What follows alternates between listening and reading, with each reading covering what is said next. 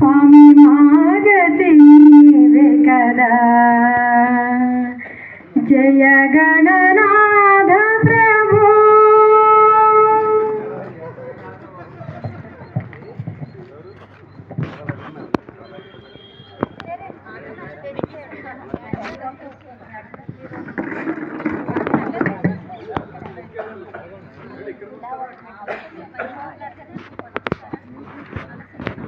शुक्लां भरधरं विष्णुं शशिवर्णं चतुर्भुजं प्रसन्नवदनं ध्यायेत् सर्वविघ्नोपशान्तये अगजाननपद्मार्घं गजाननमहर्निशम् अनेकदन्तं भक्तानां एकदन्तमुपास्महे एकदन्तमुपास्महे।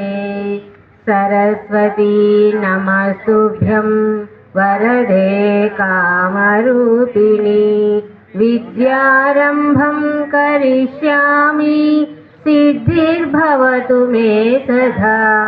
पद्मपत्रविशालाक्षी पद्मकेसरी वर्णनी नित्यं पद्मालयां देवी सामं पातु सरस्वती भगवती भारती सजाड्यावहा।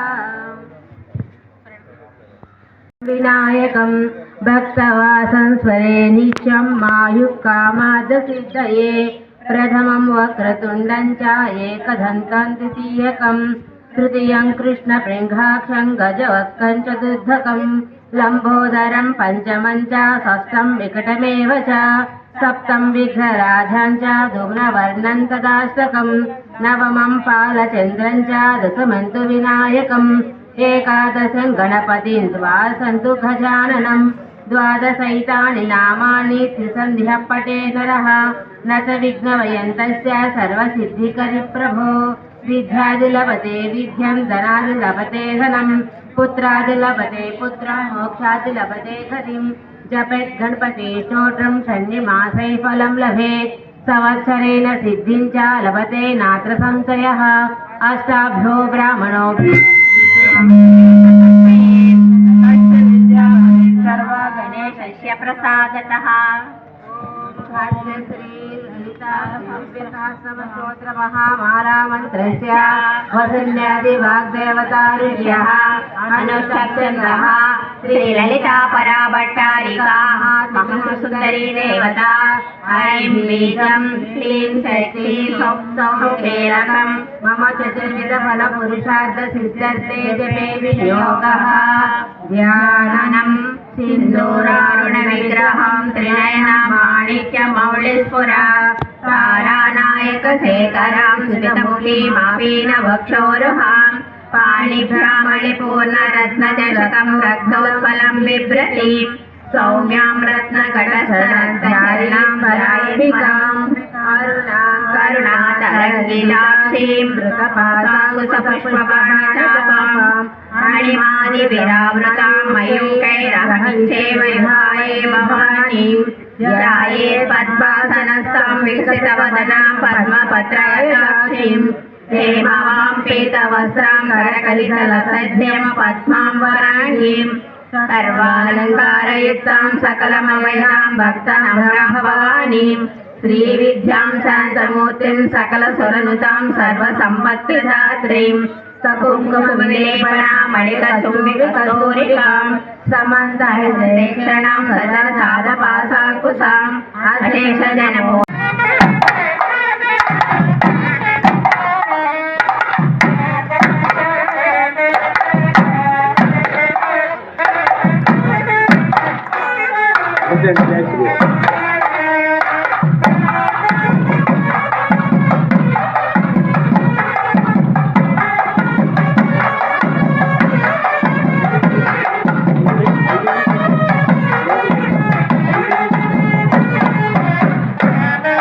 అలాగే మరొక ప్రవక్త ఐవివి సత్యనారాయణ గారిని కూడా వేదిక మీద రావాల్సిందిగా కోరి ప్రార్థిస్తున్నాం. జై శ్రీరామ్.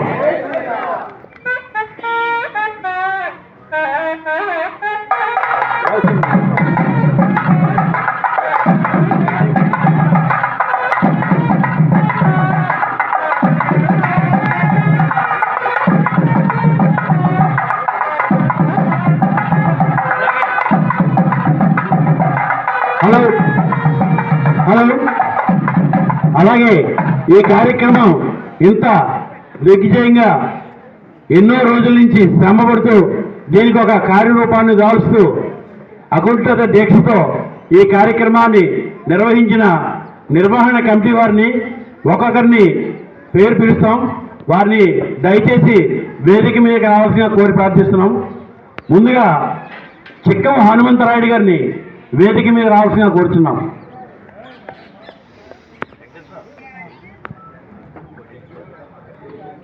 వల్లూరు కోటేశ్వరరావు గారిని కూడా వేదిక మీద రావాల్సిందిగా కోరుచున్నాం.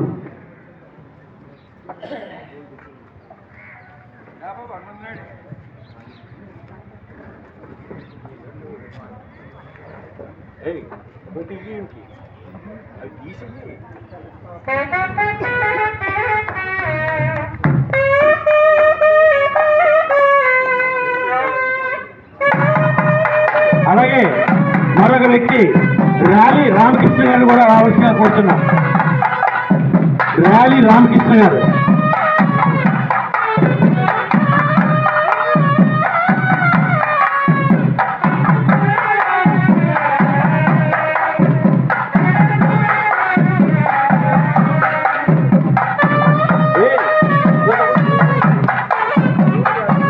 ర్యాలీ రామకృష్ణ గారు.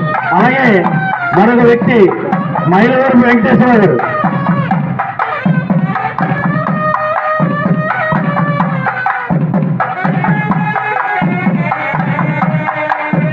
మైలవరపు వెంకటేశ్వర గారు.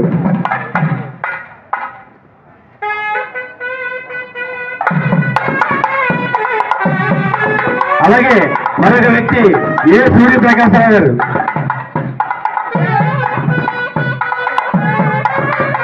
అలాగే శ్రీమతి కనకలక్ష్మి గారు.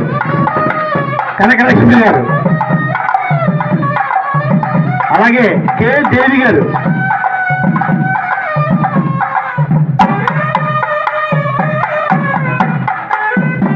అలాగే సోమన్ రెడ్డి గారు.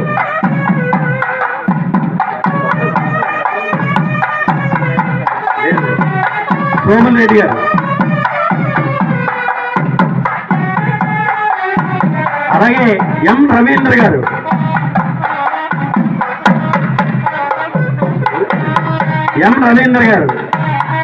అలాగే జివివి సత్యనారాయణ గారు. అలాగే యాడ భాస్కర్రావు గారు. ఈయన్ని దొరబాబు గారు అని కూడా అంటాం మనం, సరదాగా ముద్దు పేరు. దొరబాబు గారిని వేదికగా రావాల్సి కోరుతున్నాం.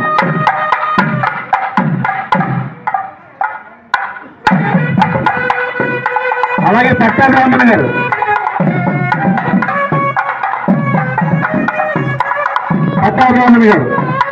అలాగే బి రాధ గారు.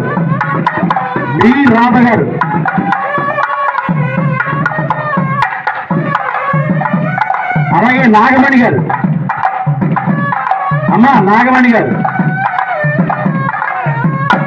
అలాగే పవన్ కుమార్ గారు.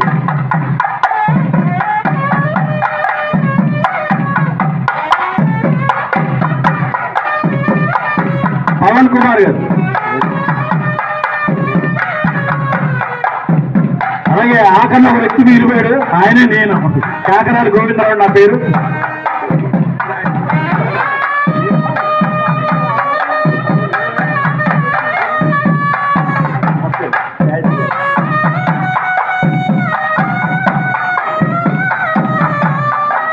వీరు అనేక రోజుల నుంచి కార్యక్రమాన్ని నిర్వహిస్తూ ఒక కార్యరూపం దాల్చుతున్నందుకు వీళ్ళందరూ చాలా శ్రమపడి చాలా కార్యక్రమాలు రూపొందించుకుంటూ ఈరోజు ఈ కార్యక్రమం ఇంత బాగా జరుగుతుందంటే వీళ్ళందరి కృషి వల్ల జరుగుతుంది. అందుకని మీరందరూ వచ్చి ఈ కార్యక్రమం ఇన్ని రోజులు జరిపించి వచ్చి మా ఆహ్వానాన్ని మన్నించి మా ఆతిథ్యాన్ని స్వీకరించినందుకు మీకు అందరికీ ధన్యవాదాలు తెలియపరుస్తున్నాం. ఎందుకంటే మాట్లాడాలంటే చాలామంది మాట్లాడతారు చాలాసేపు, కానీ మనకి సమయాభావం లేనందువల్ల మనం ఎవరు కూడా మాట్లాడట్లేదు. అందుకని స్టేజ్ పైకి ఎక్కిన నిర్వహణ కమిటీ వారికి ధన్యవాదాలు తెలియపరుస్తున్నాం.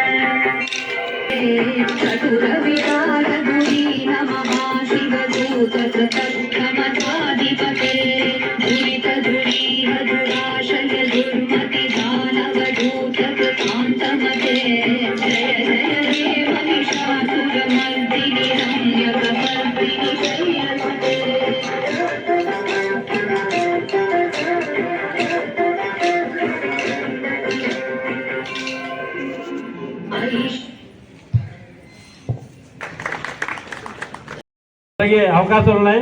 ఇప్పటికే చాలా జరిగాయి, ఇక ముందు కూడా జరుగుతూ ఉంటాయి. ఈ మధ్యనే మనకు కాతేరులో కూడా హిందూ సమ్మేళనం జరిగింది, అలాగే వడ్డీపేటలో కూడా జరిగింది, అలాగే మన నాయి బ్రాహ్మణ్ కాలనీలో కూడా జరిగింది. కావున మనకి ఈరోజు మనం కుదుర్చుకున్న ఒప్పందం ప్రకారంగా ఈరోజు మనం ఇక్కడ హిందూ సమ్మేళనం అనేది జరిగింది.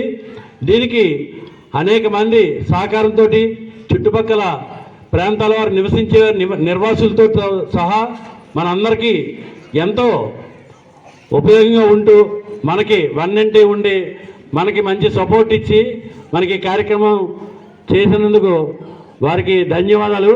అలాగే ఈరోజు మన ముఖ్య అతిథి యోగి శ్రీ విశ్వానంద భారతీ దత్తస్వామి వారు పిఠాపురం నుంచి వేయించి ఉన్నారు.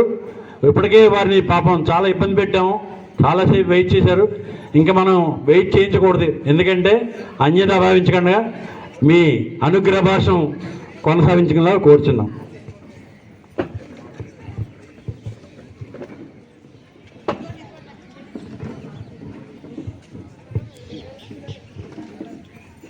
జై శ్రీరామ్.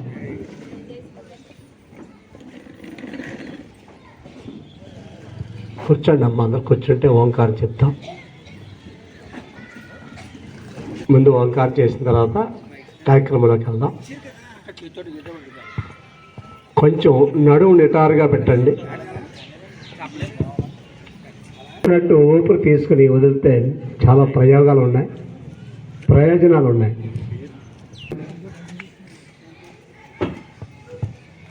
స్లోగా వదలండి.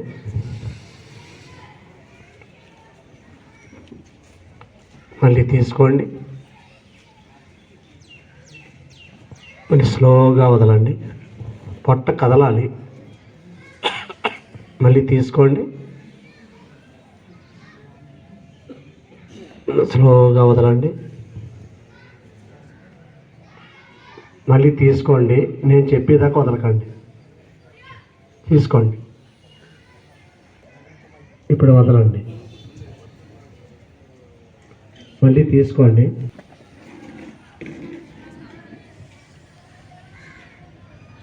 ఇప్పుడు వదలండి.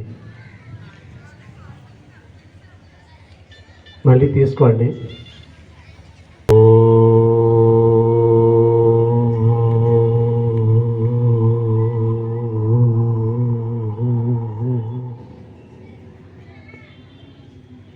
మళ్ళీ గాలి తీసుకోండి. చెప్పండి.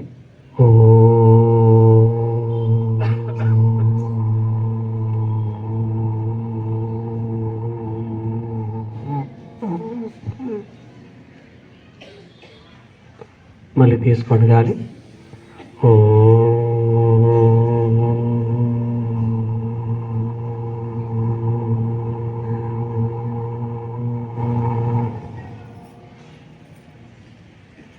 అందరూ చెప్పండి. గురు బ్రహ్మ గురు విష్ణు గురుదేవో మహేశ్వర గురు సాక్షాత్ పరబ్రహ్మ తస్మై శ్రీ గురవే నమః. అఖండ మండలాకారం వ్యాప్తం వేన చరాచరం తత్పదం దర్శితం యేన శ్రీ గురువే నమః. శ్రీ దత్తాత్రేయాయ గురువే నమః. శ్రీ దత్తాత్రేయాయ గురువే నమః. శ్రీ శ్రీ శ్రీ యోగానంద భారతి స్వామి మా గురుగారైనటువంటి మా గురుగారికి పాద నమస్కారాలు తెలియజేస్తూ, అలాగే మా తల్లిదండ్రులు కూడా పాద నమస్కారాలు తెలియజేస్తూ, ఇక్కడికి ఈ వేదిక మీద అలంకరణ తీసుకున్న ఈ పెద్దలకు కూడా నమస్కారాలు తెలియజేస్తూ, ఇక్కడికి వచ్చిన దివ్యాత్మ స్వరూపులైన మీ అందరికీ కూడా దత్తాత్రేయ స్వామి మీకు అందరికీ ఆయురారోగ్యాలు ఇచ్చి అష్టైశ్వర్యాలు ఇవ్వాలని కోరుతూ, నేను పిఠాపురంలో అని చెప్తున్నారు అందరూ. నేను ఎక్కువ కర్ణాటక, మహారాష్ట్ర, అలాగే చెన్నై అలా చాలా చోట్లకి వెళ్తూ ఉంటాను. క్రియాయోగా చెప్తాను నేను. అంటే ముఖ్యంగా నాకు ఇది ఎలా వచ్చిందో చెప్తాను. మీరు కూడా నేర్చుకోవాలి. నిజంగా అందరూ కూడా కోలాటం ఎలా ఈ భూప్రపంచం మీద మనం నేర్చుకోవడానికి చాలా ఉన్నాయి, కానీ మనం చిన్న చిన్న వాటికే అక్కడే ఆగిపోతాం. కాబట్టి నేను 92లో 91లో మా గురువుగారు పిఠాపురం వచ్చి పిఠాపురం పాదగయ క్షేత్రంలో వారు నీటి మీద ఆసనం వేసి ఉపన్యాసం చెప్తున్నారు. అప్పటికి నేను చిన్నపిల్లాడిని. గురుగారు చూసి అది నేర్చుకోవాలని ఆయనతో వెళ్ళడం వల్ల వారు నాకు హిమాలయాలకు తీసుకెళ్ళి 3 సంవత్సరాలు హిమాలయాల్లో క్రియాయోగ, హఠయోగ, జలయోగ. జలయోగం అంటే జలం అందరూ కింద వేస్తారు ఆసనాలు, నేను నీటిలో సముద్రంలో వేస్తాను.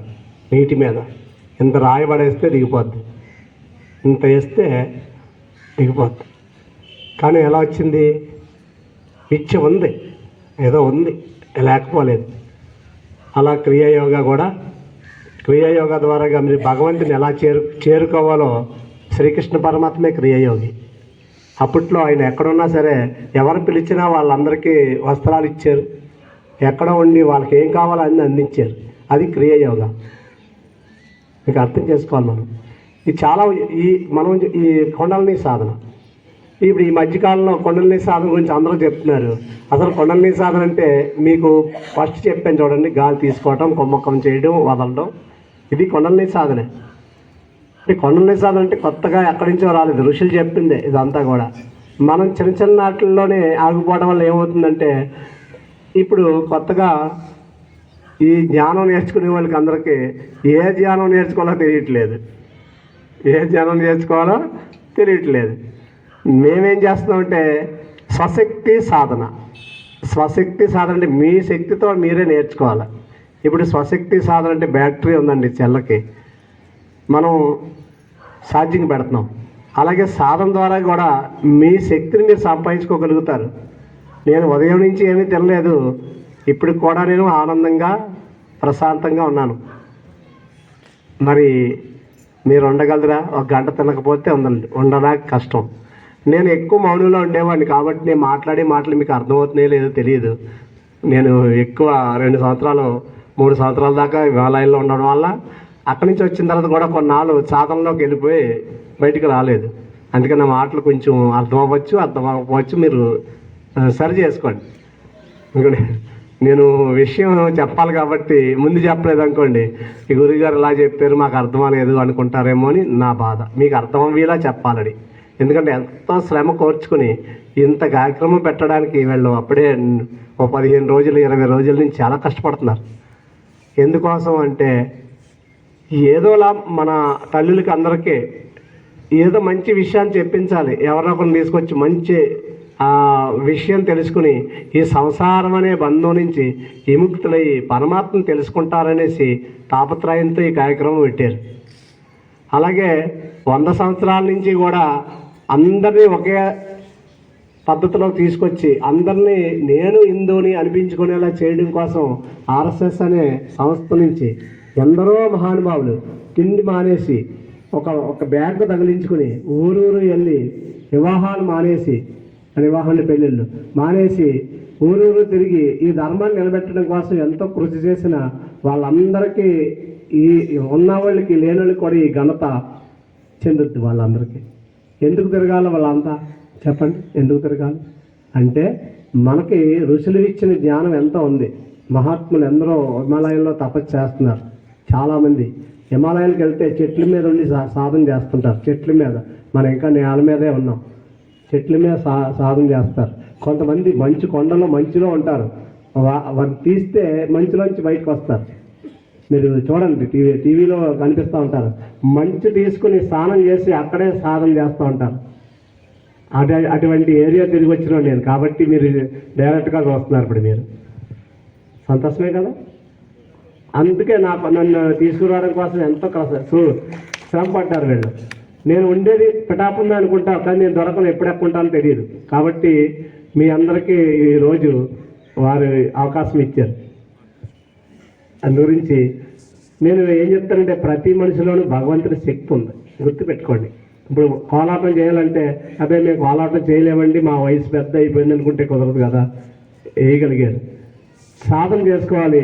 నడుము నొప్పులు, మోకాలు నొప్పులు ఇవన్నీ ఉన్నాయి అందరికీ.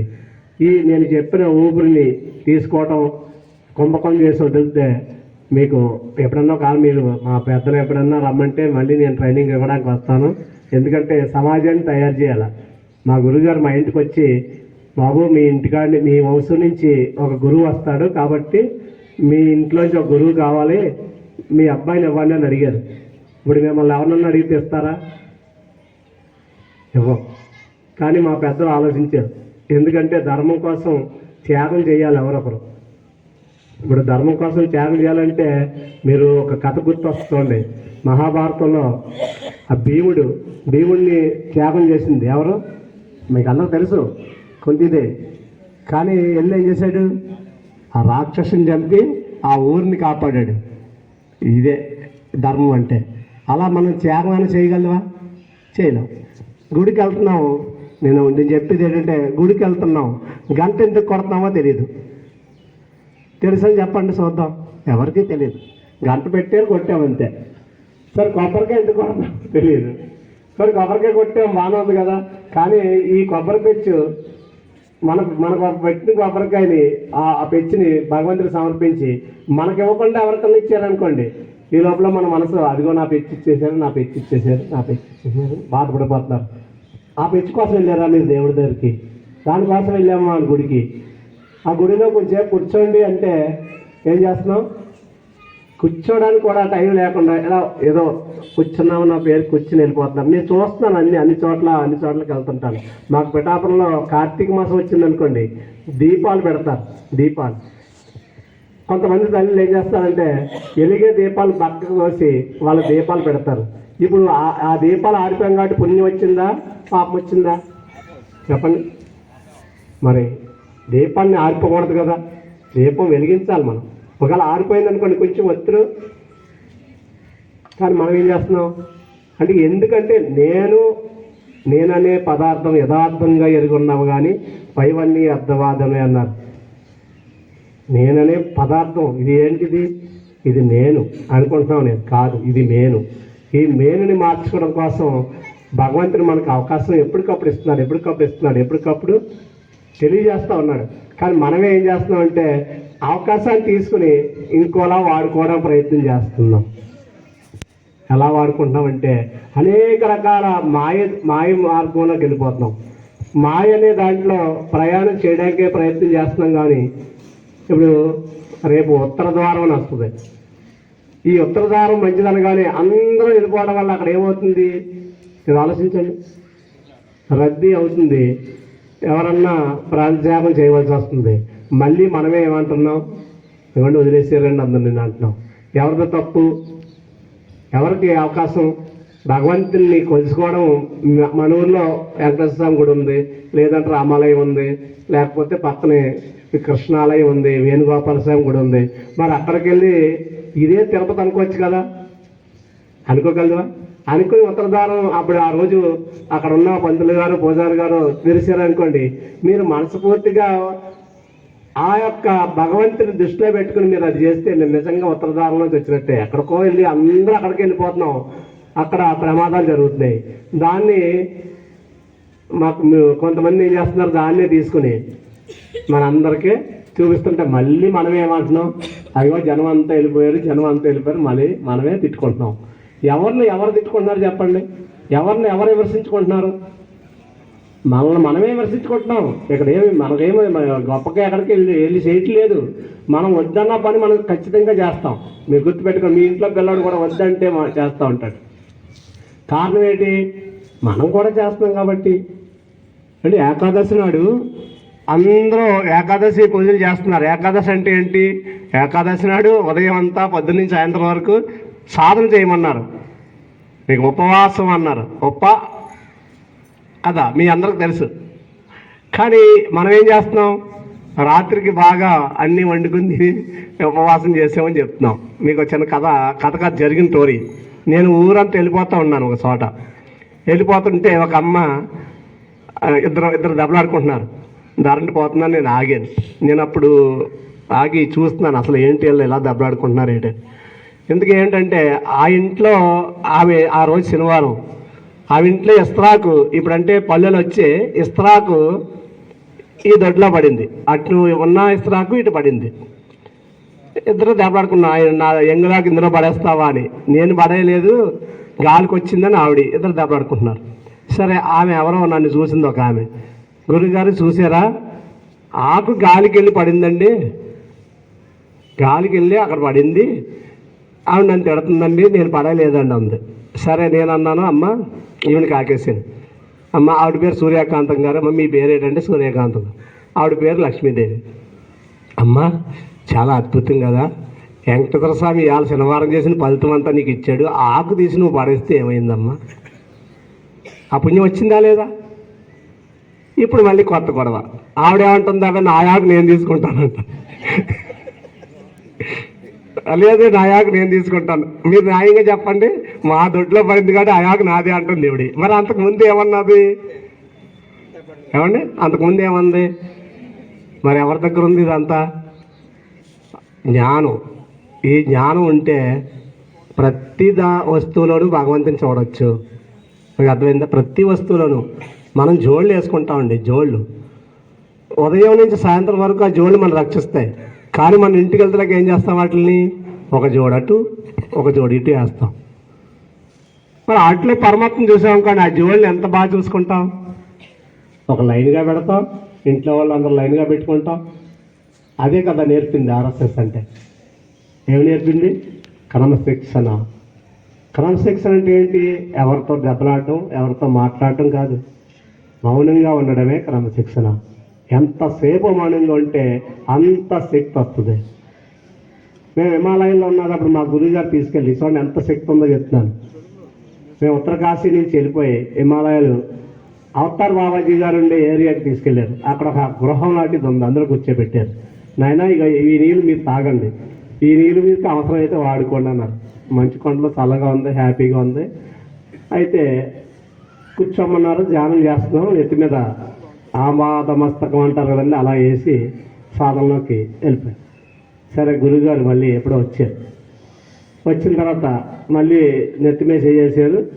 లేచిన తర్వాత నడండి అన్నారు. ఆశ్రమానికి వచ్చాం. ఆశ్రమానికి వస్తే మేము ఎప్పుడంటే పొద్దున కూర్చోబెట్టారు, సాయంత్రం వచ్చామనుకుంటున్నాం. కానీ అప్పటికి 11 రోజులు అయింది. ఎన్ని రోజులు? మరి 11 రోజులు ఎక్కడున్నాం అంటే గురుగారు శక్తిని ఇచ్చారు కదా మనకి. అంటే ఈ శక్తి మీ దగ్గర ఉంది, నా దగ్గరకు వచ్చిందని కాదు, మీ దగ్గర కూడా ఉంది. ఎలా ఇచ్చారు? ఆయన సాధన చేసి ఆ యశ్వంలో ఉన్న శక్తిని అంతటిని నాకు ప్రవేశపెట్టి నాకు ఈ శరీరంలో ఏమీ లేకుండా చేసేసారు. మరి అటువంటి సాధన మన దగ్గర ఉన్నదా లేదంటే అందరి దగ్గర ఉంది. మనం వంట చేసేటప్పుడు కూడా మీరు వంట చేస్తున్నారు, మీ దృష్టిలో వంట చేయాలని భగవంతుని ధ్యానం చేసుకుంటూ వంట చేస్తే అది తిన్నామనుకోండి ఎంతో అద్భుతంగా రుచిగా ఉంటుంది. మరి టీవీలు చూస్తూ వంట చేసామనుకోండి అది పెంటలా ఉంటుంది. మీకు ఎవరొకరు పేరు పెడతానే ఉంటారు, మీకే తినబుద్ధి లేదు. మరి ఏం చెప్తున్నారు పెద్దలు? మీరు దేని మీద అయితే లక్ష్యం పెట్టారో, ఏ పని మీద అయితే లక్ష్యం పెడుతున్నారో దాని మీదే దృష్టి పెట్టమన్నారు.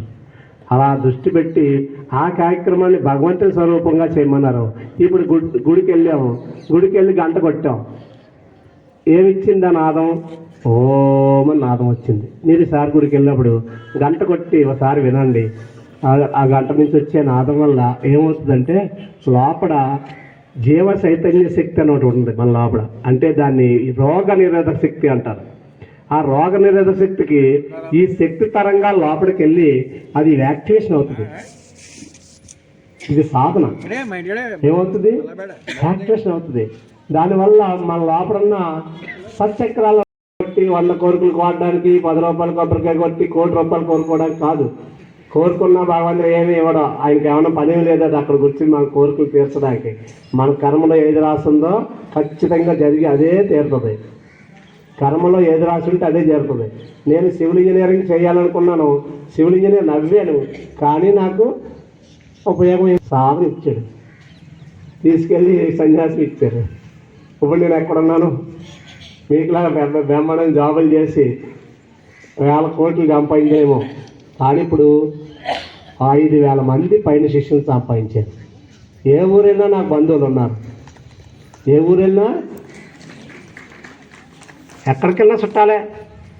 భగవంతుడు మా గురుగారు చెప్పారు, స్వామి చేస్తే ఆ వ్యక్తికి నచ్చలేని వాళ్ళు ఆమెతో ఎందుకు తిరుగుతున్నావు, ఆమెతో ఎందుకు తిరుగుతున్నావు అని అంటారు. అదే భగవంతుడితో స్నేహం చేస్తే అందరూ చుట్టాలే కాదంటారా? భగవంతుని నిరంతరం తలుచుకున్నాం అనుకోండి, అందరూ చుట్టాలే కదా. ఇప్పుడు మీరు అందరూ ఎవరు? నేను ఆ సాధనలో ఉన్నాను కాబట్టి పిఠాపు నుంచి రావాలన్నారు. మరి ఇప్పుడు మీరు అందరూ ఎవరు? హిందూ బంధువులు అంటున్నారు, అందరూ చుట్టాలమే కదా. మరి చుట్టాలంటే ఏంటి అంటే, హృదయపూర్వకంగా ఎవరైతే ప్రేమ చూపించగలుగుతారో అదే చూపించాడు శ్రీకృష్ణ పరమాత్మ. అందరికీ అదే ఇచ్చాడు. కృష్ణ పరమాత్మ ఇచ్చింది ఏంటి? అందరికీ అలా చూశాడు. మనం మాత్రం మన ఇంటికి నచ్చిన వాళ్ళు వచ్చారనుకోండి, తలుపులు ఏంటిగా తీస్తాం. అదే నచ్చిన వాళ్ళు వస్తే వెంటనే తలుపు తీసి లోపల కూర్చోబెట్టి అన్నీ మంచినీళ్ళు ఇస్తాం, టీ ఇస్తాం, వాళ్ళకి అన్ని కావాల్సినవన్నీ పెడతాం. నచ్చిన వాళ్ళు వస్తే మాత్రం చూసి ఆ కన్నంలో చూసి కొంచెంసేపు అప్పుడు తీస్తాం. ఎందుకు? మరి అందరిలోనూ పరమాత్మ చూడమన్నాడు కదా భగవంతుడు.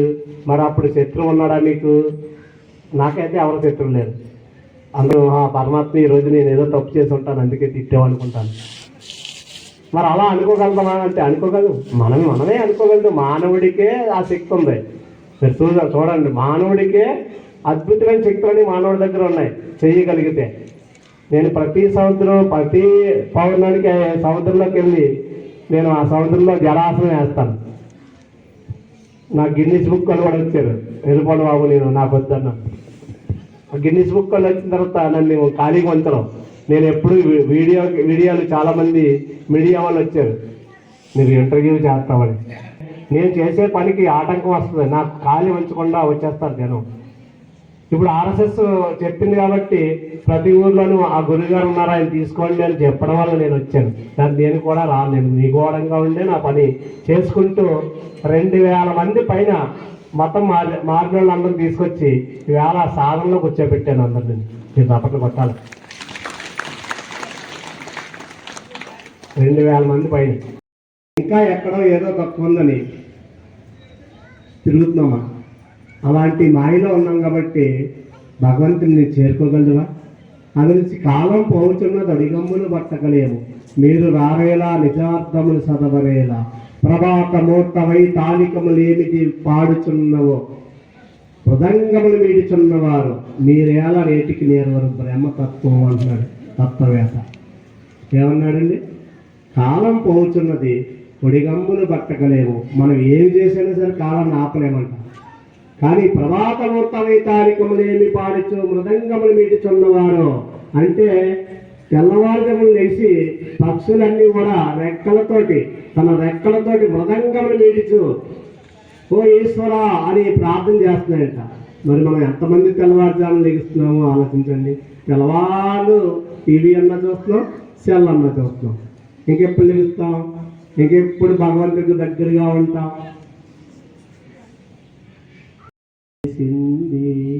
పల్లిలో ప్రతి ఇల్లు ఎల్లువై వెలసింది అంటే తెల్లవారుజాము లేచిన వెంటనే ఎవరైతే తలుపులు తీస్తారో ఆ తలుపులు తీసిన విశ్వశక్తి అంటే ఇంట్లోకి వచ్చి మన లోపల జరిగిన అనేక రకాల బ్యాక్టీరియా ఏదైతే ఉందో అదంతా పోయి మనం సస్యశ్యామలంగా ఉంటామంట.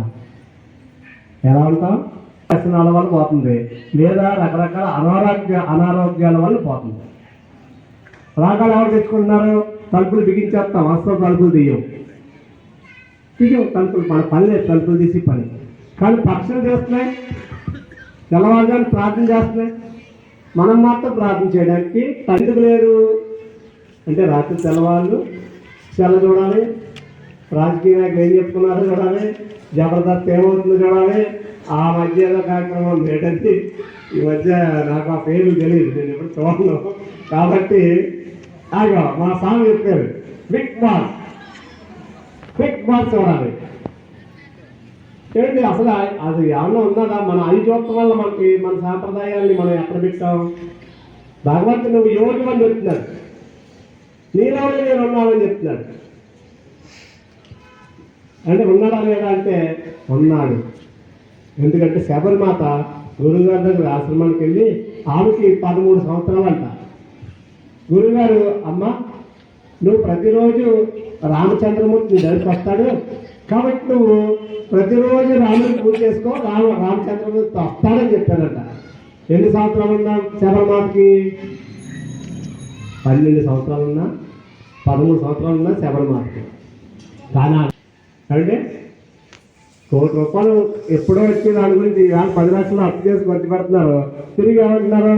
అయ్యో ఇవాళ చేసిన పనులన్నీ ఇలాగ రివర్స్ అవుతున్నారు. ఎవరు ఆశపడమన్నారో? భగవంతుడు ఏం చెప్తున్నాడు? మన కర్మలో రాసున్నది ఖచ్చితంగా వచ్చి మానిస్తారో. నిరంతరం ఎవరైతే నా మీద మీ భారం అంతా వేసి మీ పని అంతా నాకు అప్పు చెప్తారో మీకు ఏ కష్టాలు ఉండవంటున్నారు. ఉదయం లేచిన వెంటనే ఏం చేయాలా? లేచిన వెంటనే గోమాతకు దండం పెట్టుకోవాలా, చేతులు చూసుకోవాలి. కృష్ణ ఈ రోజు నన్ను లేపో కాబట్టి ఈ రోజు నడిచే ఈ భారం అంతా నీదే చెప్తే ఖచ్చితంగా కాపాడతాడు. మరి ఆ వేళ శబరిమాత దగ్గర రాముడు వెళ్ళాడా లేడా చెప్పండి? వెళ్ళాడు కదా, వెళ్ళాడు. మరి ఇప్పుడు రారా? అందరూ కలిసి భజనలు చేసితే ఎందుకు రాడే మాధవుడు? ఎందుకు రాడు? ఖచ్చితంగా వస్తాడు. ఎందుకంటే నేను నిజం చెప్తాను, మా శిష్యులు కొంతమంది ఉన్నారు, వాళ్ళ ఉదయమే శ్రీకృష్ణ పరమాత్మకి నీళ్లు పెట్టి లేచినట్టునే నీళ్ళు పెడతాను. నేను లాస్ట్ని చెప్తాను. నీళ్ళు పెడితే ప్రతి ఒక్కరింట్లోకి కృష్ణుడు వచ్చి కనిపిస్తూ ఉంటాడు. నిజంగా వస్తున్నాడా అంటే వస్తున్నాడు, లేడనుకుంటే లేడు. మరి వస్తున్నాడు కదా, భగవద్గీతలో చెప్పాడు. ఆ తర్వాత ముందు అవతారంలో రాముడిగా వచ్చాడు, తర్వాత కృష్ణుడిగా వచ్చాడు, ఇప్పుడు వెంకటేశ్వర స్వామిగా వచ్చాడు, తర్వాత దత్తాత్రేయుడిగా వచ్చాడు. మరి ఆ స్వామి ఎప్పుడు మన కోసం ప్రయత్నం చేస్తుంటే మనం మాత్రం ఒక అడుగు వేయడానికి ముందుకు వెళ్ళకపోతున్నాం. అది చిన్న విషయం. ఏంటంటే మనకి ఏం చెప్తున్నారు స్వామి? సాధన అంటే నేను సాధన గురించే చెప్తాను, నాకు పురాణాలు కూడా నాకేం పెద్దగా తెలియదు. సాధనలు ఏమంటాడంటే, చారు వేడ పింగళ సుసున్మ దారులను నేనేగి చూడ తారకము సోబిల్లు చున్నది ఆ రహస్యము చెప్పి పోరా. ఇందాక మీకు సాధన చేయించాను కదా, ఇందాక ఓంకారం చెప్పాను. అదే అంటే చారు వీడా పింగళ సుసనం అంటే వీడా పింగళ అని 2 నాడులు ఉంటాయి. ఆ నాడుల్ని మనం ఎప్పుడైతే ఊపిరి తీసుకుని ఉదయం తెల్లవారుజాముని ఊపిరి తీసుకుని బిగబెట్టాం కానీ దాన్ని కుంభకం అంటారు.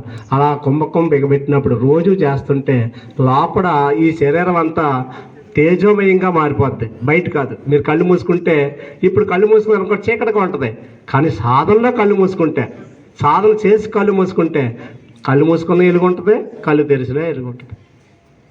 ఏమన్నాడు?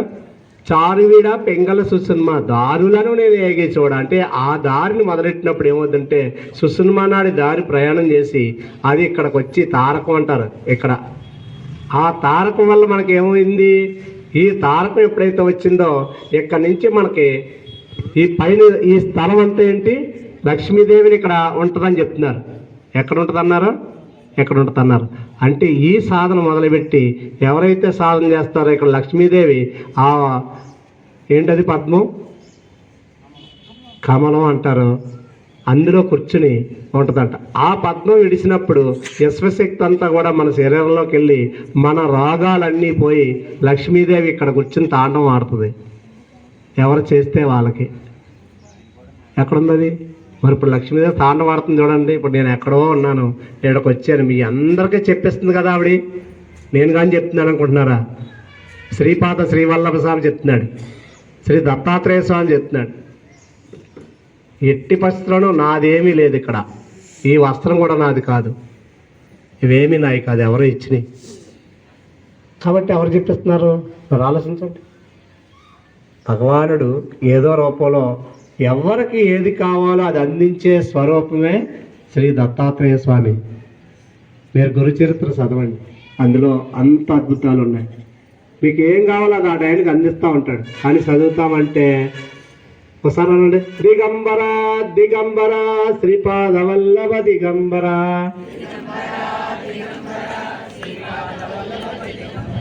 దిగంబర దిగంబర శ్రీపాద వల్లభ దిగంబర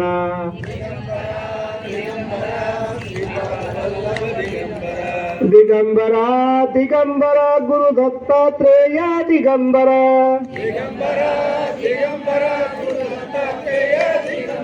గురు దత్తాత్రేయ దిగంబర దత్తాత్రేయ స్వామి ఆనంద స్వరూపుడు, త్రిగుణాలకు అతీతుడు. ఆయన 3 గుణాలు, రజోగుణం, తమోగుణం, సప్తగుణం అనే 3 గుణాలని అతీతంగా ఉండి ఎవరైతే నన్ను ఆశ్రయిస్తారో వాళ్ళని ఖచ్చితంగా నేను ఎప్పుడూ నిరంతరం కాపాడుతానన్నాడు. ఎందుకు అన్నాడు ఆ మాట అంటే, అప్పుడు శ్రీకృష్ణ పరమాత్మ నిర్యాణం అయిపోయిన తర్వాత వైకుంఠానికి నారద మహాముని వెళ్ళి, అయినా మరి నువ్వు ఇక్కడికి వచ్చేసావు, రాబోయేదేమో కలి ప్రభావం ఎక్కువైపోద్ది, తల్లిని పిల్లల తల్లులు అందరూ చంపేసుకుంటారు, ఈ మధ్య చూస్తున్నాం కన్న పిల్లల్ని తీసుకెళ్లి బకెట్లో వాడేసి చంపేస్తున్నారు.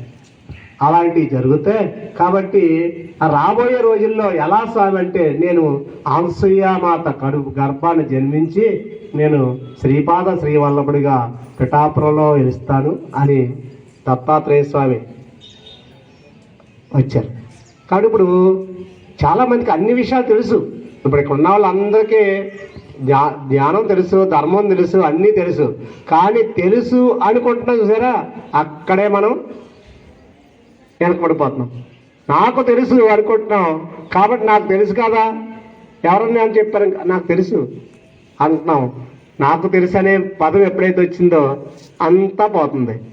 మరిపి ఎక్కడ పెట్టాడు? కలి అడిగాడు, ఎవరైతే నాది అన్నాడో అప్పుడు వాడు నశించిపోవడానికి నాకు అవకాశం ఉంది, నేను వాడి మనసులో దూరేస్తానన్నాడు. నాది అనే పదం రాకూడదు, మనది అనుకోవాలా. ఏ కార్యక్రమం చేయండి, రండమ్మా మంది, మీరుంటే జరుగుద్ది, మీరే చేసుకోండి అని చెప్పాలి తప్ప మనం నేను చేస్తున్నానండి, నేను ఎంత సాధించేసాను అంటుంటాడు. అనగానే ఒక వారం రోజులకో, 10 రోజులకో, 20 రోజులకో, లేకపోతే ఒక 100 రోజులకో వాడిని మళ్ళీ ఒకసారి చూసామనుకోండి ఎక్కడో పాతాల్లో ఉంటాడు. గొప్పగా తిరిగినాడు కూడా. ఎందుకు? పాపం ఎక్కువైపోయింది. ఒక రైతు భార్య వీళ్ళు ఏం చేశారంటే, ప్రతిరోజు అందరూ ఉమ్మడి కుటుంబమే. వీళ్ళు ఎలాగన్నా సరే ఒకే పట్టుకోవాలని శని పట్టుకోవడం ప్రయత్నం చేస్తున్నాడు, కలి పట్టుకోవడం ప్రయత్నం చేస్తున్నాడు. రైతు ఇంట్లో అన్నం వండుకున్నారు, ఒక కోడలు వచ్చి ఉప్పు వేసింది, రెండో కోడలు వేసి వెళ్ళిపోయింది, రెండో కోడలు కూడా తెలియక ఆవిడ కూడా ఉప్పు వేసింది. ఇప్పుడు ఎక్కువైపోయింది ఉప్పు. సరే రైతు గారు వచ్చారు, భోజనం చేశారు, ఆయన తినేసి వెళ్ళిపోయారు. తర్వాత కొడుకులు వచ్చారు, అమ్మ నాన్నగారు తిన్నారు, వాళ్ళు తినేసి వెళ్ళిపోయారు. అత్తగారు తినేసింది, తర్వాత కోడలు తింటారు కదా, కోడలు తిన్నారు. ఇప్పుడు ఉప్పు ఎక్కువైంది. కానీ ఎవరు కూడా ఉప్పు ఎక్కువైందని అనలేదు కాబట్టి వాళ్ళ ఇంట్లోకి శని రాలేదు, కలి రాలేదు. ఇప్పుడు మనం ఏం చేస్తామంటే, పక్కనోడు పక్క ఆవిడ మనల్ని పలకరించలేదని కూడా గొడవలు పెట్టుకుంటున్నాం. మరి శని రాకపోతే ఏం చేస్తుంది, కలి రాకపోతే ఏం చేస్తుంది? చూడండి ఎంత అద్భుతం ఉంది చూడండి. ఆ తిన్న వాళ్ళు ఎవరు తిన్నా, ఎవరు ఉప్పు ఎక్కువైంది అనగానే పెద్ద గొడవ అయిపోద్ది. ఒక్క కూరలు విడిపోయి ఎవరి కాళ్ళు ఏరే కాపురం పెడేస్తారు. మరి ఇప్పుడు వేరే కాపురం పెట్టడానికి అవకాశం ఉందా? అందరూ ఆనందంగా ఉన్నారు, అందరూ ప్రశాంతంగా ఉన్నారు, అందరూ సంతోషంగా ఉన్నారు. మనం మాత్రం సంతోషంగా ఉండాలంటే ఏం చేయాలి?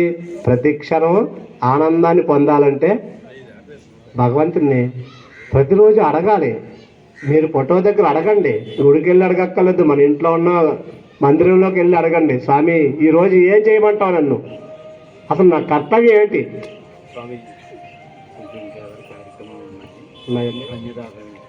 ఇంకా కార్యక్రమాలు ఉన్నాయంట, మీరు ఏమనుకోకండి. స్వామి మరి నాకు ముందుగా ఎంత టైం అని చెప్తే నేను చెప్తును, మరి నాకు తెలియదు కదా, కాబట్టి నన్ను వీళ్ళ అంతా మన వాళ్ళు అందరూ కల్పిస్తారు. మీరు ఎప్పుడన్నా సరే ఏదైనా కార్యక్రమం పెట్టుకున్నారా కూడా మేము సాధన నేర్పుతున్నాం. తర్వాత దత్త గీత అనేసి తీసుకోండి, మంత్రం చెప్పించండి. అందులో పరమాత్మకి మనం ఏం సమర్పించాలనుకుంటున్నాం, బాధ కానీ కష్టం కానీ సమర్పించండి. ఆ నీటిని ఇంట్లో స్నానం ఏం చేయక్కలతో వదిలేసిన వెంటనే ఒక పటవ దగ్గర పెట్టండి. ఆ పెట్టిన నీళ్ళు మళ్ళీ మనం అన్ని కార్యక్రమాలు అయిపోయిన తర్వాత ఇంట్లో తుడుచుకోవటం, స్నానం చేయడం, పూజ అయిపోయిన తర్వాత లాస్ట్ని మీ ఇంట్లో అబ్బాయిలకి స్కూల్కి వెళ్ళి పిల్లలు ఉంటే వాళ్ళకి ఇవ్వండి, మీరు తాగండి, పారవేయకుండా ఇంట్లో అందరూ తాగొచ్చు. కాబట్టి ఇంట్లో అందరూ చేస్తే మంచిది. లేదు ఒక్కలే చేయగలిగిన వాళ్ళు ఒక్కలే చేయండి. ఇది చేసి చూడండి, నాకు ఫోన్ చేయండి. గొప్ప నిదర్శనం ఉంటుంది, అద్భుతమైన శక్తి ఉంది నీటి ద్వారాగా. భగవంతు అదే జలయోగం అని చెప్పింది చూసారు ఇందాక, అదే జలంతో రాగాలు తగ్గించే అదొక అవకాశం. మీరు అందరూ కూడా మర్చిపోకుండా నెంబర్ చెప్తున్నాను, 995963. రికార్డ్ చేసుకోండి, 9959636979,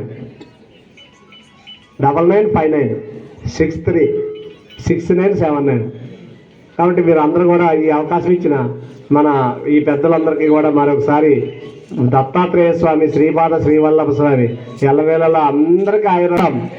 జై శ్రీరామ్, జై శ్రీరామ్, జై శ్రీరామ్. ఇప్పటి వరకు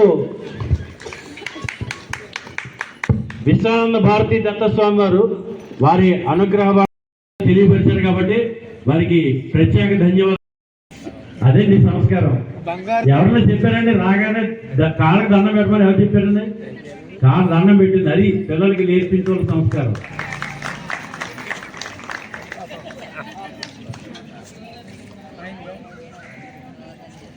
అలాగే ఒక కార్యక్రమం కూడా ఉందండి.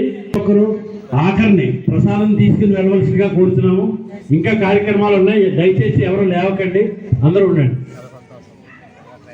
అలాగే మరి యొక్క వక్త మన మీద ఉన్న కార్యక్రమం జరుగుతున్నాయి. ఆ కార్యక్రమంలో భాగం ఈ రోజున ఈ కార్యక్రమంలో అందరం కూడా ఉండడం ఇది మహాభాగ్యం మనకి. ఇది కూడా ఒక అదృష్టం అన్నమాట. ఇటువంటి ఎంటు భాగ్యాలు కూడా మనకి భగవంతుడు కలిగించాడు కనుక మనందరం మహాభాగ్యం చేసుకున్నాం. కనుక అక్కడ రామచంద్రమూర్తి నిర్మాణం చూడగలిగాం. ఇక్కడ హిందూ సమ్మేళన కార్యక్రమంలో మీరు పాల్గొనడం, మీతో పాటు మేము కూడా మహాభాగ్యం అన్నమాట. మీరు చెప్తే ఆశ్చర్యంగా ఉంటుంది. ఎంతోమంది స్వామీజీలు, ఎంతోమంది మఠాధిపతులు ఈ హిందూ సమ్మేళన కదిలి వస్తున్నారు. అటువంటి స్వామీజీలు మన పక్కన కూర్చున్నారు. వారు ఎన్నెన్నో కార్యక్రమాల్లో పాల్గొంటూ ఉంటారు. ఒక సంఘం పిలుపు మేరకు వారంతా కలిసి వస్తున్నారు. కొంత కారణం ఏమంటాయంటే ఆర్ఎస్ఎస్ అంటే ఏదో ఒక ధర్మానికో ఒక మతానికో సంబంధించింది కాదండి. వ్యక్తి నిర్మాణం చేయాలి. వ్యక్తి ఎలా బతికితే సమాజం ఉపయోగపడతాడు, వ్యక్తి నడవడికి ఎలా ఉంటే దేశం బాగుపడుతుంది, దేశం కోసం ధర్మం కోసం పోకలాడేది అన్నమాట అనుకుంటున్నాం. ముఖ్యంగా మనందరం విషయాలు గమనించాలి. మనందరం కూడా పర్యావరణాన్ని కాపాడుతూ ఉండాలి. ప్రకృత్యే నమః అంట అమ్మవారిని. ప్రకృతం వికృతం విద్యాం సర్వభూత హితప్రదాం అంటాం లక్ష్మీ అష్టోత్తరంలో. అంటే అమ్మవారి ప్రకృతి స్వరూపిణి.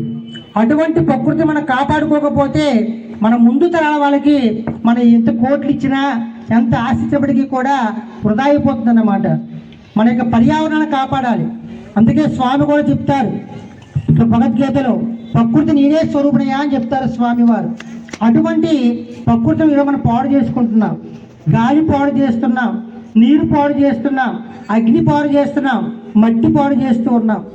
అట్లా పాడు చేసుకుంటూ పోతే రేపటి రోజున మనకి మన తరాలకి కూడా ఏమీ ఇవ్వలేమన్నమాట. మనం పెద్ద బిల్డింగ్ కట్టించినప్పటికీ, ఎన్ని కోట్లు ఇచ్చినప్పటికీ కూడా ప్రకృతిలో విలువ లేకపోతే మన జీవితాలు వ్యర్థమైపోతాయి.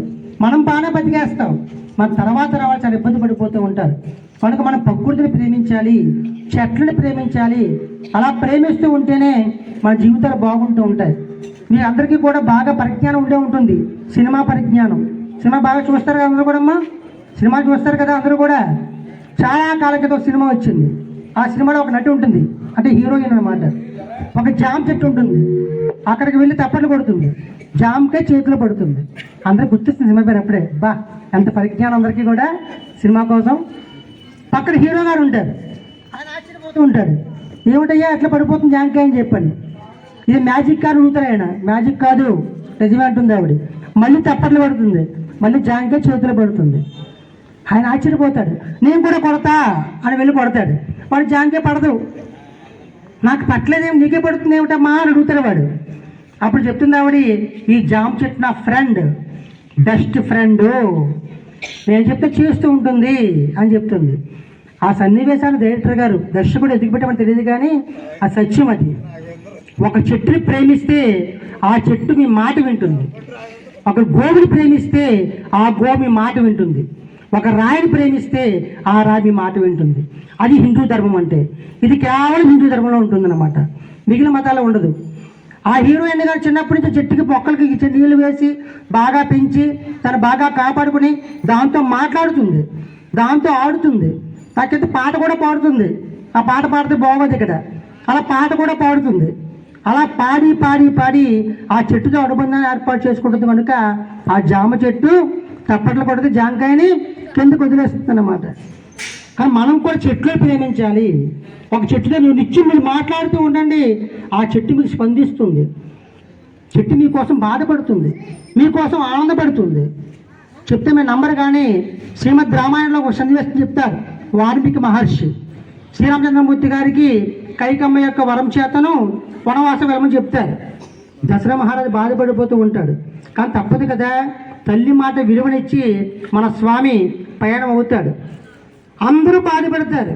అయోధ్యగా అంతా ఏడుస్తూ ఉంటుంది, కింద పడి దొల్లేస్తూ ఉంటారు. నా రాముడు వెళ్ళిపోతున్నాడే, నా తండ్రి వెళ్ళిపోతున్నాడే, నా మహానుభావుడు వెళ్ళిపోతున్నాడే, అయోధ్య చీకటమై అయిపోతుంది అని చెప్పని ఎంతో కుమిలిపోతూ ఉంటారు అయోధ్య ప్రజలంతా కూడా. అలా వెళ్ళిపోతూ ఉంటే మీ అందరికి సందేహం రావచ్చు, ప్రజలు మాత్రమే బాధపడ్డారు అనుకుంటారు మీరు. కాదు సుమి, రాముడు వెళ్ళిపోతున్న తర్వాత ఒక చోట రథం దిగిపోతాడు రామచంద్రమూర్తి. చెట్లన్నీ కూడా ఎండిపోతాయటండి. అప్పటి వరకు పచ్చగౌడ చెట్లన్నీ కూడా ఎండిపోయాయట. నదులన్నీ కూడా ఇంకిపోయాయట. సముద్రం అంతా కూడా బుడగలు వచ్చేస్తున్నాయట, ఉడికిపోతున్నాయన్నమాట. వేలు వచ్చేస్తుంది. అంటే చెట్లు బాధపడిపోతున్నాయి. నేల బేటలు వాలిపోయి నేలంతా కూడా పగుళ్ళు వచ్చేసే నేలంతా కూడా. భూదే బాధపడిపోయింది, నదులు బాధపడ్డాయి, సముద్రాలు బాధపడ్డాయి, ఆకాశం అంతా ఎర్రగా అయిపోయిందటండి. ఆకాశం బాధపడింది. అంటే ఒక రాముడు వెళ్తుంటే ప్రజలే కాకుండా అయోధ్య అంతా కూడా బాధపడమే కాకుండా ప్రకృతి మొత్తం బాధపడిపోయి కన్నీళ్లు పెట్టిందటండి. అంటే రాముడు ఎంత ప్రేమించాడు చూడు ప్రకృతిని.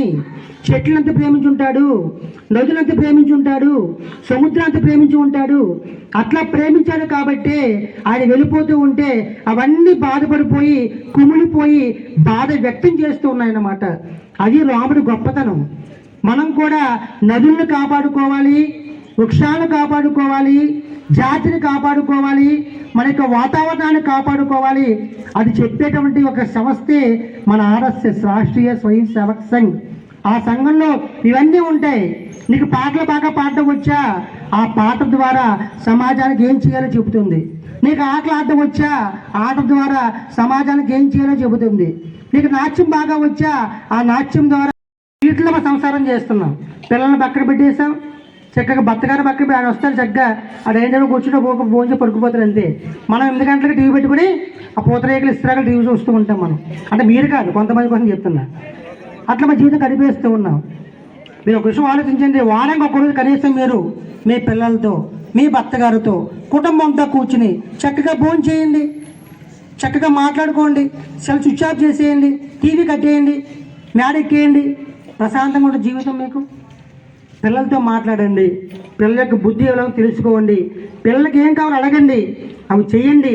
తప్పు చేస్తే చెప్పండి, అట్లా కాదమ్మా అని బుజ్జగించండి. కుటుంబ వ్యవస్థను కాపాడుకోవాలి. కుటుంబం బాగుంటే సమాజం బాగుంటుంది. మహాభాగ్యాలు ఎన్నో జరుగుతున్నాయి భారతదేశంలో, అనేక చోట్ల జరుగుతూ ఉన్నాయి. ఈ నెలాఖరుకు జరుగుతూ ఉంటాయి.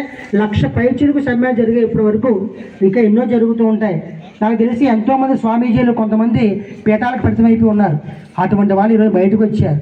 కొంతమంది హిమాలయాల్లో ఉన్నారు, అటువంటి వాళ్ళు ఈరోజు బయటకు వచ్చారు. కొంతమంది జపాలు చేసుకుంటూ ఇంట్లో ఉండిపోయారు, వాళ్ళు ఈరోజు బయటకు వచ్చారు. ఇచ్చేవాళ్ళు మనది భారతదేశం. మన రాముడు అది నేర్పాడు. కనుక ఈ దేశంలో పుట్టాం, ఈ మట్టిలో తిరుగుతున్నామంటే కారణం ఏమిటాయంటే మనకు భగవంతుడి ఇచ్చిన మహాభాగ్యం. కనుక ఎన్నో కళలు మనకి ఈ రోజున, ఇంకెన్నో కార్యక్రమాలు ఉన్నాయి ఇక్కడ. అవన్నీ ఎలా వచ్చాయి అనుకుంటున్నారు? మన సంస్కృతి, మన సంప్రదాయం మనకి ఇచ్చిన వరం.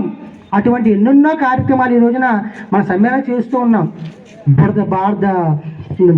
భరతనాట్యం చూసి ఇంకెందుకు ఈ ధర్మం ఉండడం చెప్పండి, మారిపోదాం అనుకుంటున్నానని చెప్పంటే నాకు బాధేసింది. ఆయన కంగారు పడకరా బాబు, నీకేం కాదు, మేమంతా ఉన్నాం కదా అని చెప్పి ధైర్యం చెప్పాను వాడికి. నిజంగా మనం అలా ఎంతోమంది ఈరోజు పరామతలు వెళ్ళిపోతూ ఉన్నారు. కారణం ఏమిటంటే మనం స్వయంగా చేసుకుంటుంది. మనం మాట్లాడాలి, ప్రేమగా మాట్లాడాలి, వాళ్ళతో ఆనందాన్ని పంచుకోవాలి, వాళ్ళ బాధను పంచుకోవాలి. అది చెయ్యాలి ఉద్దేశంతోనే ఈరోజు హిందూ సమైక్యాలు జరుగుతున్నాయి.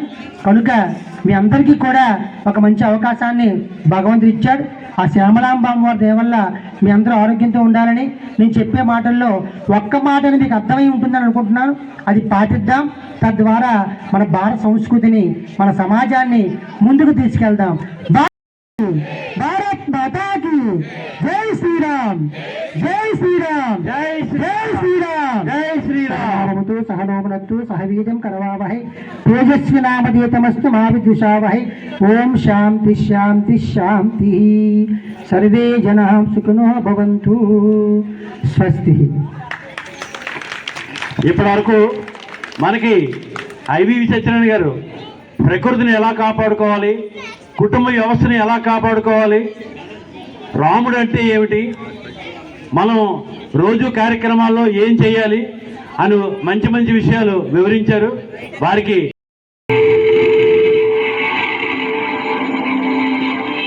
వైకుంఠంలోని బంగారు ద్వారాలు, మృదువైన దివ్య కాంతి ఆకాశమంతా నిండింది.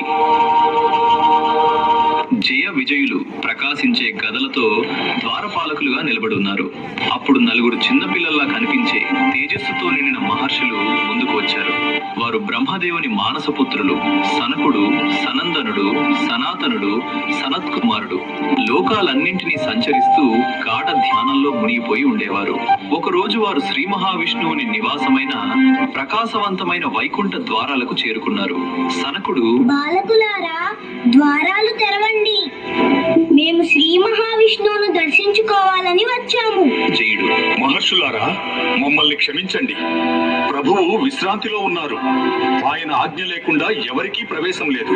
సనందనుడు, మేం సాధారణ అతిథులు కాదు, మేము బ్రహ్మదేవుని పుత్రులం, శాశ్వత సత్యాన్వేషకులం. విజయుడు, మీరు ఎవరో మాకు తెలియదు. ప్రభువు మిమ్మల్ని పిలవలేదు. దయచేసి వెనుదిరగండి. సనాతనుడు మీ అహంకారం మిమ్మల్ని అంధుల్ని చేసింది. విష్ణు భక్తులను అవమానించారు. అందుకే వైకుంఠం నుంచి పతనమై అసురులుగా జన్మించండి అని శపించాడు. వారి శాపంతో వైకుంఠం దద్దరిల్లింది. జయ విజయులు వణుకుతూ మోకాళ్లపై కూర్చుంటారు. మహర్షులారా, మా తప్పులు క్షమించండి. మమ్మల్ని శాశ్వతంగా స్వామికి దూరం చేయవద్దు. సనత్ కుమారుడు, 3 జన్మల తర్వాత మీరు మళ్ళీ విష్ణువుని చేరుకుంటారు. కానీ ప్రతి జన్మలో ఆయనకు శత్రువులుగా నిలవాల్సింది అని అన్నాడు. భూమిపై వారి మొదటి జన్మలో జై విజయులు, కశ్యప మహర్షి, అతని భార్య తితికి, హిరణ్యాక్షుడు మరియు శక్తి ఉంది. కానీ వారి కళ్ళలో ఒక విచిత్రమైన అగ్ని కనిపించింది. ఆ అగ్ని కోపం నుంచే పుట్టింది. ఈ కుమారులు గొప్పవారు అవుతారు, కానీ వినాశనాన్ని తీసుకొస్తారు. హిరణ్యాక్షుడు అత్యంత క్రూరుడిగా, అహంకారిగా ఎదిగాడు. అతని శక్తి దేవలోకాన్ని కూడా కంపింపజేసింది. 3 లోకాలు నా కాళ్ల కిందే. నా ముందు దేవతల బలమెంత, ఎవ్వరూ నన్ను ఆపలేరు. అతడు భూమిని సముద్రంలోకి లాగేశాడు.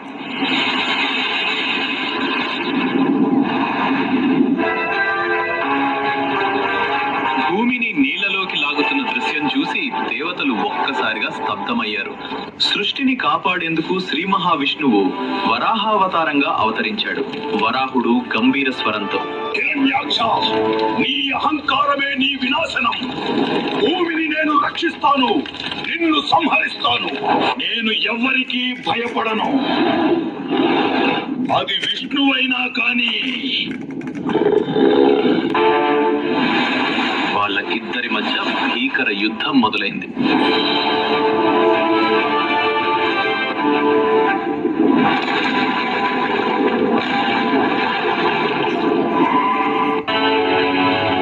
యుద్ధం సముద్రాలను, పర్వతాలను కంపింపచేసింది. చివరికి ధర్మమే విజయం సాధించింది. రాక్షసుడు సంహరించబడ్డాడు.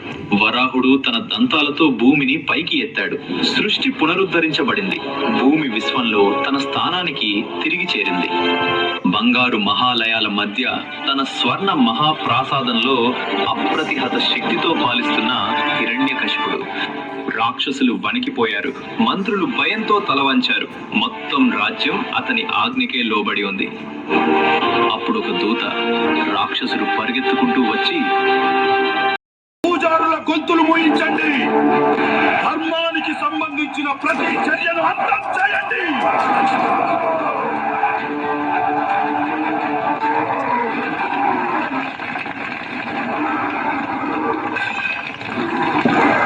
అమరత్వం పొందాలని సంకల్పించిన హిరణ్యకశిపుడు మందార పర్వతంపై ఘోర తపస్సు ప్రారంభించాడు. తపస్సులో అతని గంభీర స్వరం మార్మోగింది. బ్రహ్మ ప్రత్యక్షమయ్యే వరకు నేను కదలను. ఒక కాలు మీద నిలబడి మరణాన్నే జయిస్తాను. ఆ సమయంలో హిరణ్యకశిపుని భార్య లీలావతి తన గర్భంలో శిశువును ధరించింది. దైత్యుల శక్తి రోజు రోజుకి పెరుగుతుందన్న భయంతో దేవతలు ఒక్కసారిగా రాజభవనంపై ఆకస్మిక దాడి చేశారు.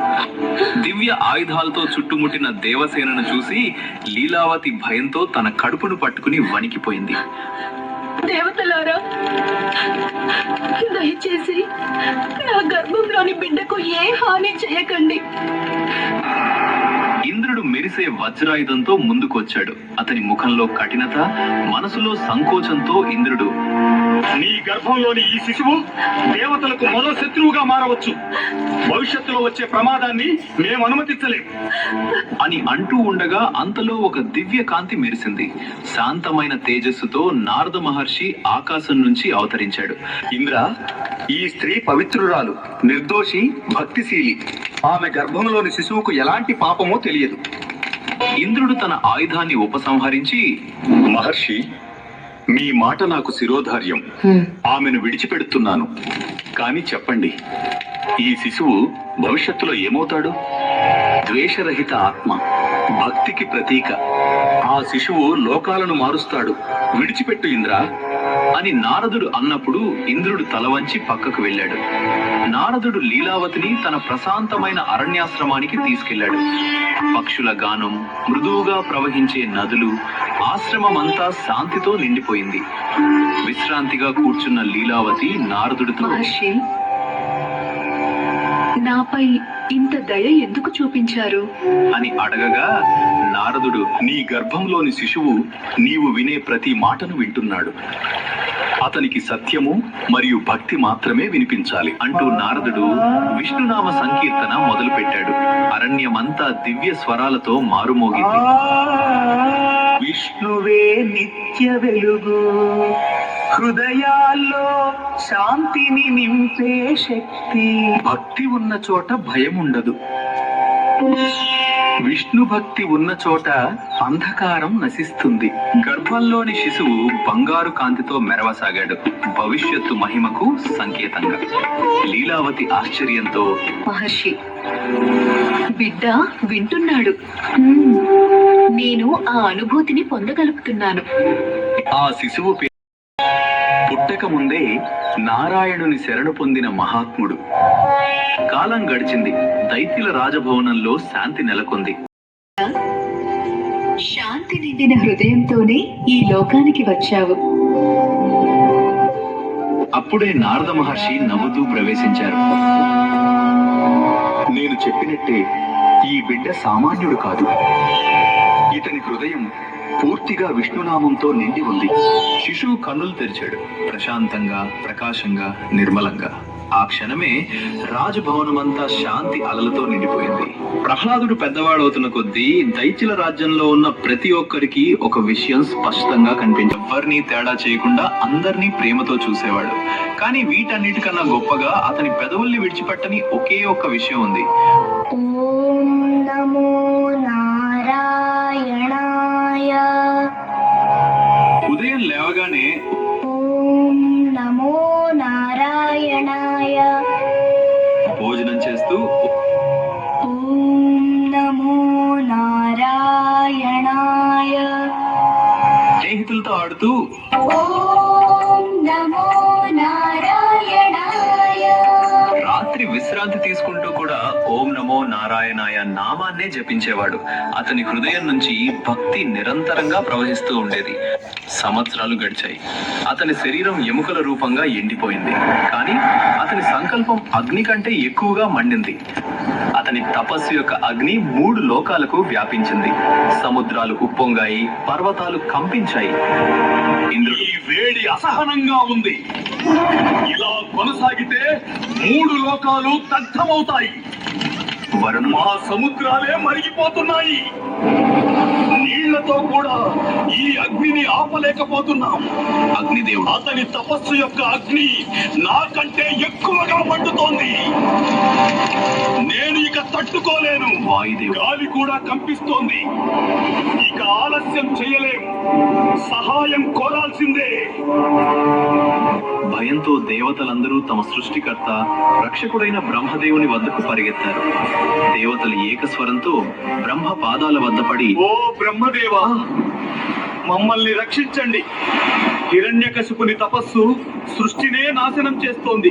బ్రహ్మదేవ, హిరణ్యకశిపుని కోరిక నెరవేరితే ఎవ్వరూ అతన్ని ఆపలేరు. లేవండి ఇంద్ర, భయాన్ని మనసులోకి రానివ్వకండి. నేనే స్వయంగా అతని వద్దకు వెళ్తాను. హిరణ్యకశిపుడు కఠిన తపస్సుతో 3 లోకాలను కంపింపజేసిన వేళ సృష్టి సంతులనం కాపాడేందుకు సృష్టికర్త చివరకు ప్రత్యక్షమయ్యాడు. హిరణ్యకశిప, తపస్సుతో మండిన నీ హృదయం ఏ వరాన్ని కోరుకుంటుందో స్పష్టంగా చెప్పు. ఓ బ్రహ్మదేవా, ఈ క్షణం కోసం నేను వేచి ఉన్నాను. నేను కోరుకునే వరాన్ని నాకు ప్రసాదించండి. చెప్పు నా బిడ్డ, నీ హృదయం కోరుకునేది ఏమిటో స్పష్టంగా చెప్పు. ప్రభు, మీరు సృష్టించిన ఏ ప్రాణి చేతను నేను మరణించకూడదు. లోపల కాదు, బయట కాదు, పగలు కాదు, రాత్రి కాదు, భూమిపై కాదు, ఆకాశంలో కాదు. ఏ ఆయుధం నన్ను చంపకూడదు. మానవుడు కాదు, జంతువు కాదు, జీవమైనది కాదు, అజీవమైనది కాదు, నా అంతానికి కారణం కాకూడదు. యుద్ధాల్లో అపరాజితుడిగా ఉండే శక్తి, శాశ్వత యౌవనం, 3 లోకాలపై పాలించే అధికారం నాకు ప్రసాదించండి. ఆ మహాక్షణంలో ప్రపంచమే నిశ్శబ్దమైంది. బ్రహ్మదేవుడు వరప్రదానానికి సిద్ధమై ఆశీర్వదించేందుకు తన హస్తాన్ని ఎత్తాడు. నీ తపస్సు అపారమైనది హిరణ్యకశిప. నీ సంకల్పం ఎలాంటి శక్తికి కదలని అచంచలమైనది. నీవు కోరిన వరాన్ని నేను సంతోషంతో ప్రసాదిస్తున్నాను. నీ కోరిక సంపూర్ణంగా నెరవేరుగాక. నేను అజేయుడిని, ఎవరూ నన్ను ఓడించలేరు. బ్రహ్మవరంతో హిరణ్యకశిపుడు కరిగిన బంగారంలా ప్రకాశిస్తూ లేచాడు. ఇక ఎవ్వరూ అతన్ని ఎదుర్కోలేరు. బ్రహ్మవరంతో హిరణ్యకశిపుడు స్వర్గలోకాన్నే జయించాడు. దేవతలు, ఋషులు, గంధర్వులు అతని ముందు తల వంచారు. విజయం సాధించిన అనంతరం హిరణ్యకశిపుడు వీరుడిలా ఊరేగుతూ తన రాజ్యానికి చేరుకున్నాడు.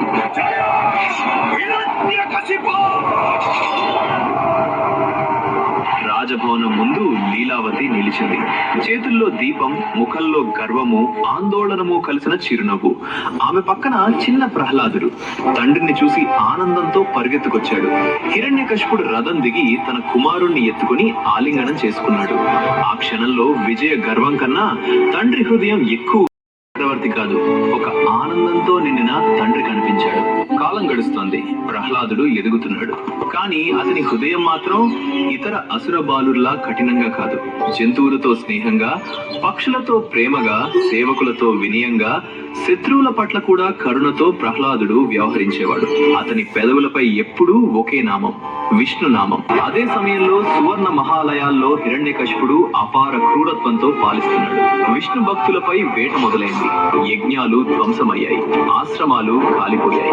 విష్ణునామం పలికిన వారికి మరణమే శిక్షగా మారింది. రోజులు గడిచాయి, రక్తపాతం పెరిగింది, భయం రాజ్యాన్ని కమ్మేసింది. అయితే ఈ క్రూరత్వం మధ్యలో తన కుమారుడైన ప్రహ్లాదుడు భక్తితో, దయతో జీవించడం హిరణ్యకశిపునికి అగ్నిలా మండింది. ఈ మృదుత్వం నా రక్తానికి అవమానం.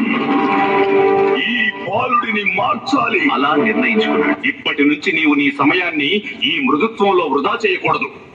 ప్రహ్లాద, నీవు హిరణ్యకశిపుని కుమారుడివి.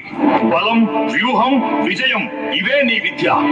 3 లోకాలు చూడని అత్యంత మహా అసురరాజుగా నీ వెదగాలి.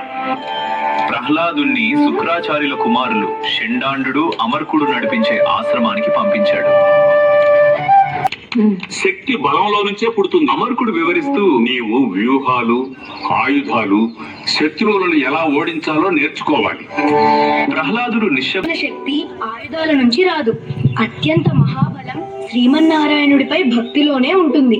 ఆ మాట విన్న క్షణమే షండాండు స్తంభించిపోయాడు. షండాండు, ప్రహ్లాద, ఆ నామాన్ని పలకవద్దు. నీ తండ్రికి ఇది తెలిసితే మా అందరికీ శిక్ష తప్పదు.